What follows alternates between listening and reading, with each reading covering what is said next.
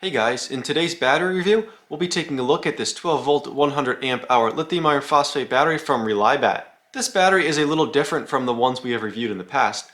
Typically you can't charge a lithium iron phosphate battery below freezing. In this case, this particular battery allows charging down to negative 20 degrees Celsius. That is well below freezing. The way they do that is they actually have a heater built into this battery pack. So if you try charging the battery below freezing, it automatically engages that heater, and the battery will not begin accepting a charge until it's above 5 degrees Celsius. And that's designed to protect the cells while still allowing this battery to function in cold temperatures. We'll take a look at the external characteristics, we'll do a capacity test, and we're supposed to get a bit of snow tonight, so the plan is to toss this battery out in the snow overnight. We'll let it freeze, and tomorrow morning we'll connect a charger to it, begin charging it, and see how that self-heating function actually works. Once we've tested that and see that works correctly, we'll take it apart like usual and show how it's built inside. Alright, so this battery is built in a fairly standard case that we've seen some other batteries built in. We got the two plastic handles on top. Looking at the front, we can see it's 12.8 volts nominal, 100 amp hours, or 1280 watt hours. One thing I didn't mention in the introduction is that this does come with a smart Bluetooth feature, so there is an app in the App Store you can download and install on your mobile device. Looking at the top, we have what appears to be a serial number, and these studs are epoxy terminals here. And this is an M8 bolt once again with a split lock washer and a flat washer. And we don't have a whole lot of contact area in the terminal here like we've seen with some other batteries we've tested. However, I do feel this is sufficient for the 100 amp discharge this battery is rated for. And I did notice that the top of this battery is scuffed up quite a bit, so I don't know if this battery was used or just a result of being stored in a warehouse. They do note on their website that they test each battery that goes out 3 times, so it could have been from that as well. I'm not sure. So this battery came with a bit of documentation. We have instructions for downloading and installing the Bluetooth app here. We also have a testing report from the heating. So for this testing, they put the battery in a chamber set to negative 20 degrees Celsius. And based on the data they provided, it looks like it took just under 2 hours to reach 0 degrees Celsius or go above freezing.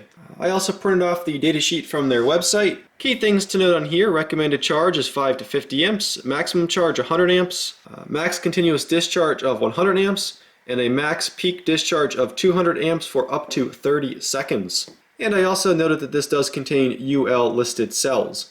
Alright, so I've got my Ames charger set up for approximately 50 amps and go ahead and charge it. Now while that was charging, I did go out and download the app here. And you can see we're at 100% state of charge, and it's still taking a small charge at 1.7 amps. There's not too much to see on this app. We can see the voltages of all 4 cells, and interestingly, cell number 3 is at 3.88 volts. Not really sure what to say about that one. This does note that the BMS charge cutoff voltage is 15.2 volts, so perhaps it's allowing a higher charge to allow it to balance, but I don't know. That's 250 millivolts over spec, so that's a bit concerning in my opinion. Alright, so here's my standard battery test setup. Not going to go into too much detail on it, but basically this display is showing voltage, amperage, wattage, capacity in amp hours, and power in watt hours. So I'm going to connect some incandescent light bulbs to try to get around a 0.2 C rate, which should give us approximately 20 amps. And we'll just leave this run until the BMS in the battery shuts it down. 106.44 amp hours. My guess is going to be this battery probably has 105 amp hour cells, not 100 amp hour. Alright, so here we have one frozen battery. Frozen battery, we're outside, that way it doesn't warm up from the inside temperature. The BMS app is showing negative 1 degree Celsius and status is protect. I was hoping it'd be a little bit colder. My thermometer is showing negative 4 degrees Celsius, but regardless, we do see the under temperature charging protection does work. So now we're going to turn it on and just see how long it takes to warm up. It's currently 10:03 a.m.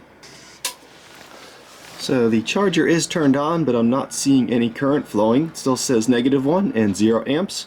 And my clamp meter is showing 4.5 amps, so we know the heater is on in the battery. Alright guys, so this just hit 5 degrees Celsius a few minutes ago, and it instantly started charging just like that.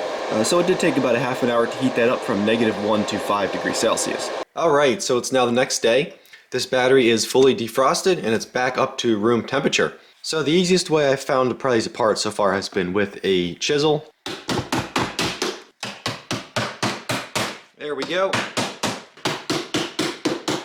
There's the heating coil on the top of the battery. Look at that. I've never seen anything like this before. I've heard that these heated batteries exist, but I've never had the opportunity to review one. Alright, so right off the bat we can see our positive lead is a 6 gauge silicone insulated wire with a 200 degrees Celsius insulation rating. And this silicone wire is pretty much standard for all the batteries we've looked at. And for the negative we have a pair of 8 gauge. And then it appears there's a thinner wire here on the side going down to the BMS. And this is glued with silicone the whole way around here, but it does appear to be broken free. So we can see the heating coil here. They have heating coils on both sides of the battery.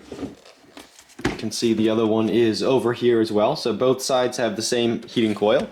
We can see they have a plastic case around all of the cells. The bus bars do appear to be affixed with Phillips screws, but then it looks like they laser welded around. So I'm guessing those screws are used just to hold the bus bar in place before they laser welded it. And we can see all of the individual balance leads here.